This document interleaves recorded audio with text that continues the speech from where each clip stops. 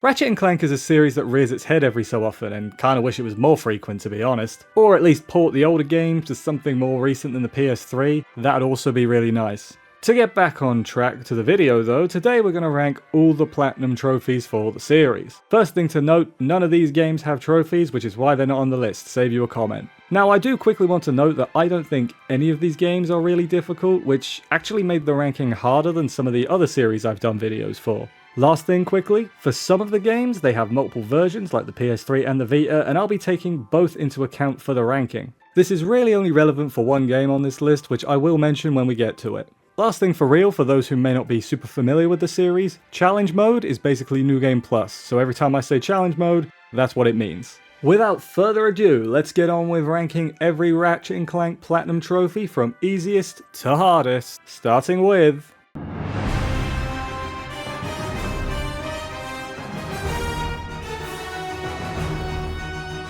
Rift Apart is almost upsettingly easy.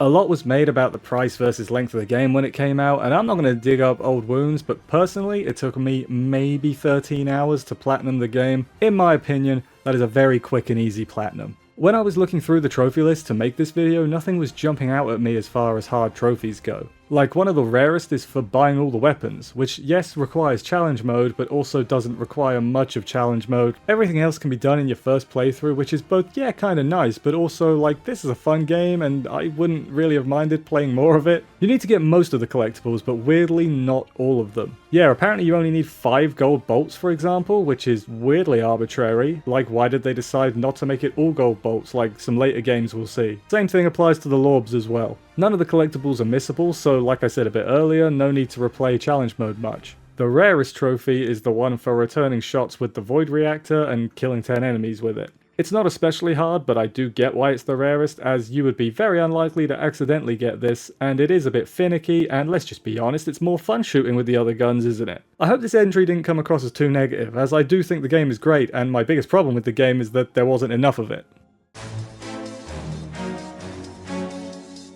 This is either one of the better spin-offs or probably the worst mainline, depending on your perspective. By the way, I'm team mainline. It's called Ratchet 5 in Japan and the gameplay is admittedly less good, but still recognisable as Ratchet and Clank. But we're not here to discuss its place, we're here to discuss the trophies, and this game is thankfully not too difficult on that front. The first thing is that this game is really short, even by Ratchet and Clank standards, so that's less you have to play right there. You also only need to max upgrade one weapon as opposed to the usually all of them, as well as only needing 15 of the 25 total skill points as long as you use the console time trick in order to access the treehouse. The time you need is 2:42 AM by the way, and then you go to the secret teleporter. The treehouse holds the hardest challenge in the game, completing one of the bonus Clank challenges in here. These are considerably harder than the ones in the main game, but thankfully you do only need to do one as opposed to all 4 of them, although I guess you could just look up the answers yourself if you're boring. None of the titanium bolts in the game are missable, but you can't buy any skins, as you need to have all 20 titanium bolts at once. This is likely an oversight because if you do buy a skin, it won't give you the trophy, and all you can do is start a new game and get them all again.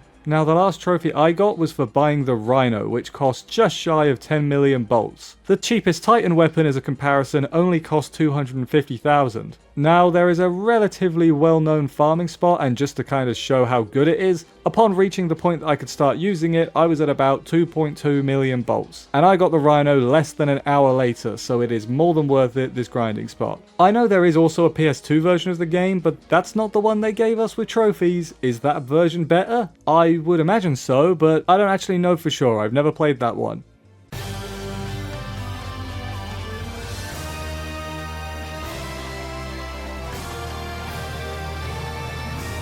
This is one of the 2 Ratchet games that dominated my life as a kid, and I'm gonna be honest, until looking at the lists again for this video, I completely forgot the PS3 re-release even had trophies. Fun fact, in the UK it was called Ratchet Gladiator. I guess we don't say dead in titles here or something. You've got your max nanotech trophies and your max upgraded weapons, but what's going to take the most time are the skill points. There's 165 in this game, while 1, 2, and 3 each have 30. Now, I'm not going to go over every single one because we'd be here all day, but a few things to note. First, some of them require the hardest difficulty, which you need to beat the game to unlock, though admittedly you need to get loads of bolts anyway, 4 million to be exact, which is much easier in challenge mode, because multipliers and whatnot, so you'll probably be doing a second playthrough anyway, so it's not a major issue. Other skill points require things like killing with specific weapon mods, like the elements, killing a certain amount of enemies with specific weapons, or not taking any damage. Again, not going to go over all of them, but they're mostly in those categories. That is basically the long and short of it for this platinum though. This game is also not super long, even by Ratchet standards, so replaying is not a huge issue. I kind of feel like people are down on this game, and I don't know, I like it. It takes itself way too seriously, but you know, it's the mid-2000s. This belongs in the same category as Mickey Mouse's edgy coat and Shadow the Hedgehog's AK-47. It fits in right with those two.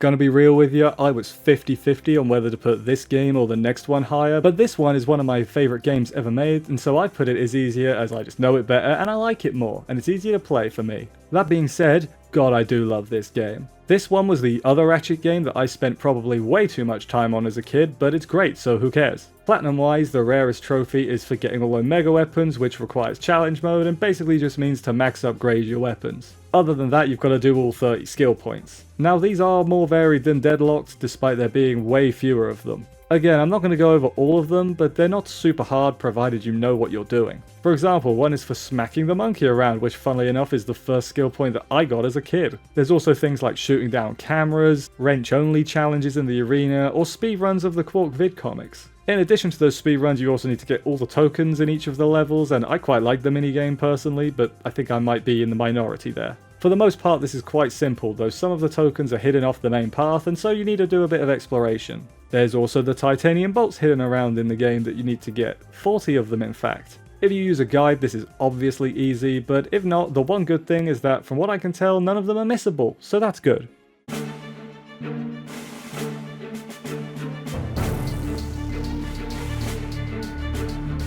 So as I said earlier, this game's platinum requirements are basically the same as Rack 3. All skill points, all special bolts, platinum bolts in this case, all upgraded weapons, like it is the same requirements. As with the previous, you need to do challenge mode to get 2 million bolts a lot easier than in the first playthrough, and associated trophies like buying the best armor with money and all weapons and everything else. Platinum bolts are the same deal as titanium bolts, hidden throughout the game but none are missable. Skill points are also for random tasks such as no damaging a grinding section or a bunch of arena stuff that I'm not going to go too in depth in. Now, one thing I would get a right talking to if I didn't mention was the hoverbike races. Yes, the hoverbike races are the hardest part of the game. For skill points, you need to get specific times, and yes, these are quite tight. However, personally, I didn't struggle too much on them. Like, yes, they're the hardest part of the game, but it's not like tearing your hair out or anything. It just took a few more than one try. I fully expect people to disagree with that, because judging by online, a lot of people struggle with these, and that's fine. My opinion, not any better than yours. I just happen to have a microphone.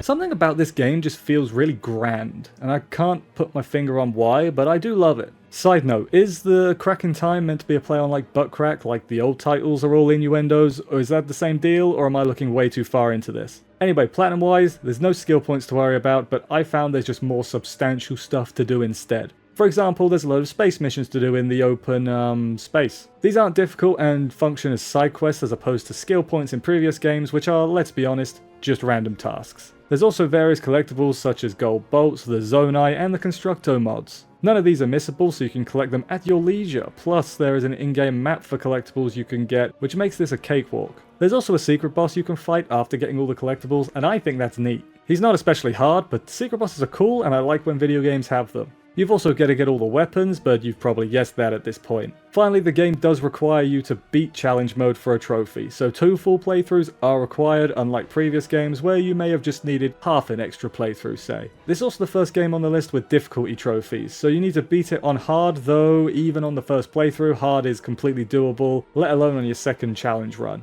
I really and ahed about whether this would go higher or lower than Rack 2, but I ultimately decided that this is higher because there's more you have to think about, plus requires the full second playthrough.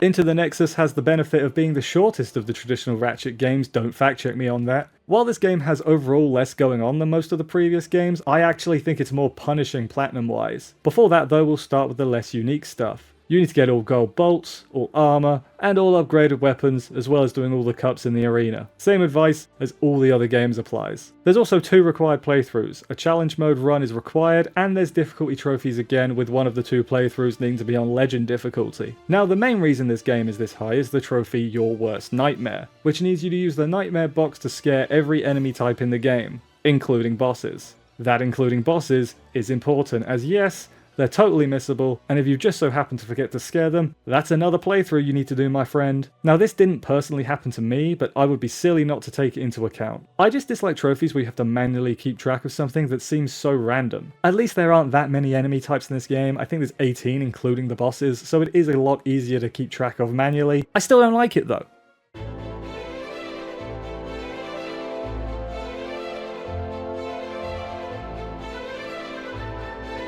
And so we arrive at Ratchet and Clank 1. Kinda. Technically, this is the game of the movie of the game. Remember the movie? No one seemed to like it, but I liked it, so go me, I guess. For the platinum, you need to, you guessed it, upgrade all the weapons, max out your health, and get all the gold bolts. There's also other collectibles like trading cards and brains, but the same strategy applies as the gold bolts. For trophies more specific to this game, never use auto hack for the trespasser puzzles. I like these, so I wouldn't be using auto hack anyway. There's also some hoverboard races, which I don't remember struggling with in this game, but they are probably the hardest trophies. Not the most annoying though. That honor goes to Death by Disco. Everything I said about Your Worst Nightmare applies here as well. You need to make every enemy type dance, including bosses. One missed enemy, and that's another playthrough, except this game is a lot longer than Into the Nexus, so it's one place higher. It's a flawless system. There's other miscellaneous trophies too, but Death by Disco is the star here. I suppose it could be worse, as you do need to do a challenge mode run anyway, but Quark help you if you miss one enemy, you will feel like a dum-dum.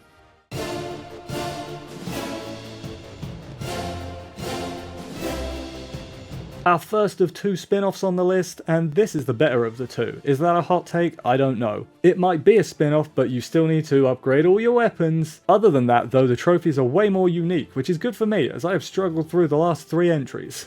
We'll start with online trophies. Now, although there are a few online trophies, only one of them actually requires another person. The one for winning a custom match. At this point there's no one on, but it's still completely doable. I used a second account with the streaming version, and that worked fine for me. There's another Groovatron dancing trophy, but nothing is missable this time, so it's a lot easy, and similarly you also need to turn 8 enemies into bunnies, not difficult when you're specifically going for it. There's also a weird trophy for running, gliding, and hover booting a certain distance. This isn't hard, but the numbers are so specific that it's probably a reference I don't get, and I wanted to mention it to see if someone else knows what the reference is. The hardest trophy in this game though is Over the Top, which requires you to beat 3 Insomniac challenge times. This is easier in co-op, but I have no friends, so I did it solo. This was probably the hardest trophy on this whole list so far, but it's not impossible even by yourself, but noticeably harder than everything else we've talked about.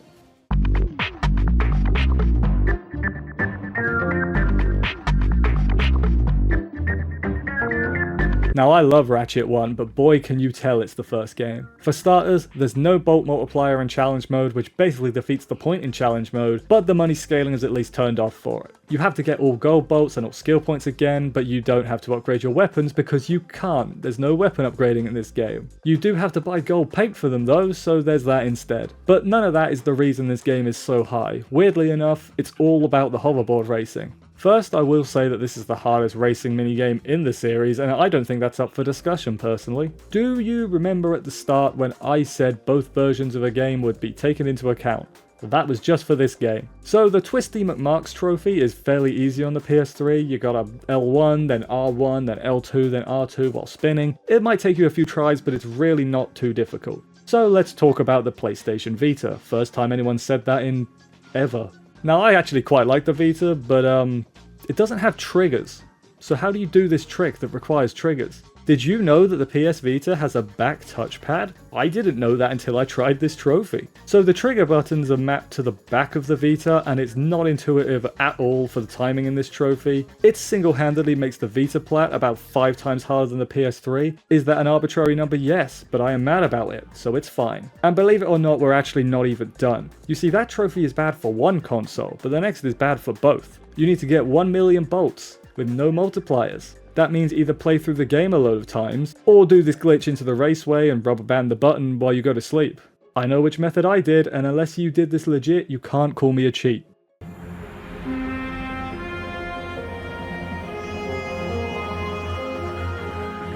Well, they can't all be winners, although they got first place, so I guess this game is a winner at something. I would say this is the only Ratchet game I actively dislike, including the ones that aren't on this list. I mean, it's just so boring. Am I the only one that thinks that? But we gotta stay on topic. The Platinum is at least fairly unique. No, wait, no, you need to upgrade all your weapons still. Last time I'm gonna say it. One wrinkle that's added to that in this game though is that each of the 4 characters has one exclusive weapon, and obviously you need to upgrade all of them. Another mind-boggling decision is that your bolts are also character specific, so you can't even just grind all the bolts you need with Ratchet, say, and then use them to upgrade the other characters' weapons. Oh, and you also need to get 1 million bolts, thankfully just with one character. There are online trophies, but all you actually need to do is start a game. So same as Full Frontal Assault, I just used a second account and got them really easily. There's also trophies related to the unique weapons and also for each stage. These range from pretty manageable to oh yeah, we're going to be here for a while, with a fair few being lower than 2% completion rate. What makes this even worse is that this game doesn't have a cutscene skip button.